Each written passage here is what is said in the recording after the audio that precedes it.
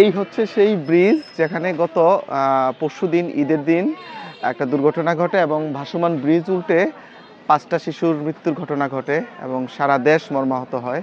গতকাল একটা ছেলে জানাজাতে যাওয়ার সৌভাগ্য আমার হয়েছিল।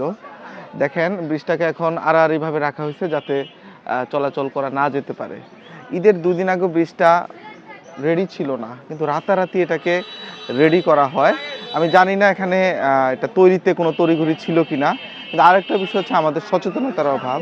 একটা ব্রিজ সর্বোচ্চ কতজন ধারণ করতে পারে, কিন্তু আমরা দেখছি যে ভিডিওতে প্রায় শত শত মানুষ এরকম একটা ভাসমান ব্রিজে উঠে পড়ে, যার কারণে এটা দোদুল্যমান হয়ে যায় এবং এক পর্যায়ে একটা দুর্ঘটনা ঘটে।